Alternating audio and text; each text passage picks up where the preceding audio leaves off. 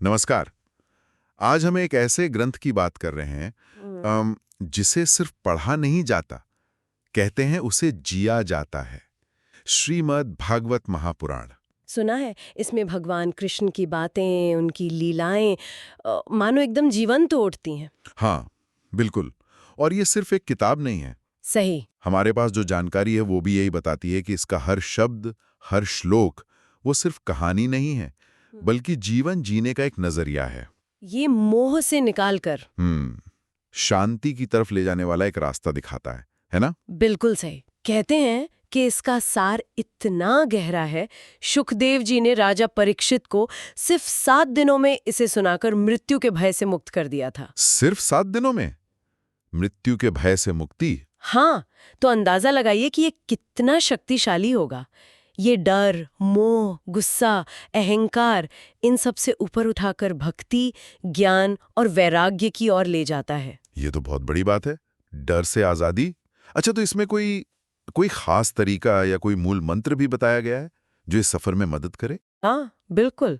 एक बीज मंत्र का जिक्र आता है, ओम नमो भगवते वासुदेवाय। अच्छा। इसे सिर्फ एक मंत्र नहीं मानते, बल्कि कह सकते हैं कि ये पूरे भागवत का सार है, उसका हृदय है। ऐसी मान्यता है कि इसके जाप से न चित्र शुद्ध होता है, मन साफ होता है, और भगवान वासुदेव, मतलब वो परम चेतना जो सब में है, उससे एक सीधा जुड़ाव महसूस होता है। ये याद दिलाता है कि पूरी सृष्टि का आधार वही वासुदेव है। जैसे कोई चाबी हो जो सीधा परम चेतना से जोड़ दे। अच्छा, और आज के समय के लिए, मतलब कलयुग के लिए, आजकल जीवन इतना भागदौड़ वाला है, तो क्या कोई खास रास्ता सुझाया गया है? हाँ, ये बहुत दिलचस्प बात है।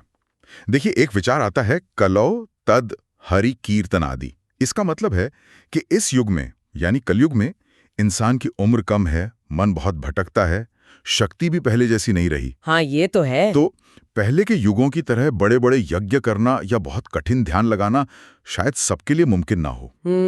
इसलिए सबसे सरल और सबसे कारगर रास्ता बताया गया है भगवान का नाम लेना, उनका कीर्तन करना। अच्छा, नाम स्मरण। हाँ, नाम स्मरण। इसे ही सबसे मुख्य और सबसे सुलभ साधना माना गया है आज के समय के लिए। मतलब मुश्किल समय में समाधान को आसान बना दिया गया। नाम स्मरण, ये दिलचस्प है। और भक्ति के बारे में क्या? अक्सर भक्ति को लेकर भी अलग अलग धारणाएं होती हैं। आपने सही मुद्दा उठाया। ग्रंथ सच्ची भक्ति का एक बहुत ही सुंदर वर्णन करता है। एक श्लोक है, सवई पुंसम परो धर्मो यतो भक्तिर अधोक्षचे। इसका भाव यह है कि इंसान का सबसे बड़ा धर्म, सबसे ऊंचा कर्तव्य ईश्वर के प्रति ऐसी भक्ति रखना है जिसमें कोई अपना स्वार्थ न हो, मतलब अहेतु की, बिना किसी कारण के। बिल्कुल। और जो बिना किसी रुकावट के लगातार बहती रहे, अप्रतिहता। यही वो भक्ति है जिससे आत्मा को अंदर से सच्ची खुशी और शांति मिलती है, बाहरी चीजों से या दुनिया की कामयाबियों से नहीं। बिना शर्त, बिना रुकावट वाली भक्ति जिससे आत्मा को शांति मिले। ये तो वाकई बहुत गहरा विचार है। अच्छा, एक और बात, भगवान कृष्ण के बारे में क्या कहा गया है इसमें? उनका स्थान क्या है? हाँ, इस पर ग्रंथ बहुत स्पष्ट है। एक सूत्र वाक्य है, एते चांशकला पुंसः कृष्णस्तु भगवान स्वयं। कृष्णस्तु भगवान स्वयं। इसका सीधा सीधा अर्थ है कि बाकी सभी अवतार भगवान के अंश हैं या कलाएं हैं, लेकिन श्री कृष्ण वो स्वयं पूर्ण भगवान है। इसीलिए भागवत को कृष्ण भक्ति का शिखर माना जाता है। ये ग्रंथ सीधे उनके स्वरूप और उनके प्रेम की गहराई तक ले जाता है। तो कृष्ण ही केंद्र में है। बिल्कुल। अच्छा, और ये जो भागवत सुनने या उससे जुड़े रहने की बात है, इसका असर कैसे होता है? क्या ये वाकई में कुछ बदलाव लाता है? हाँ, बिल्कुल लाता है। इसके लिए भी मार्गदर्शन है। एक श्लोक है, नष्ट प्रायेष्व भद्रेषु नित्यम भागवत सेवया।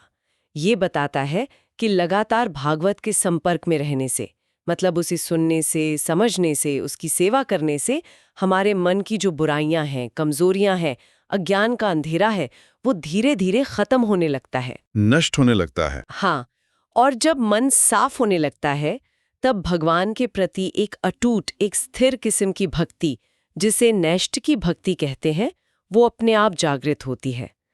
तो ये सिर्फ सुनने की बात नहीं है, ये एक तरह से मन को बदलने की, उसे शुद्ध करने की पूरी प्रक्रिया है। समझ गया, एक पूरी प्रक्रिया। तो सार यही निकलता है कि ये ग्रंथ सिर्फ किस्से कहानियों का संग्रह नहीं है, ये साधना है, जीवन दर्शन है और मुक्ति का एक जीता जागता रास्ता है, और ये आज भी उतना ही प्रासंगिक है। बिल्कुल।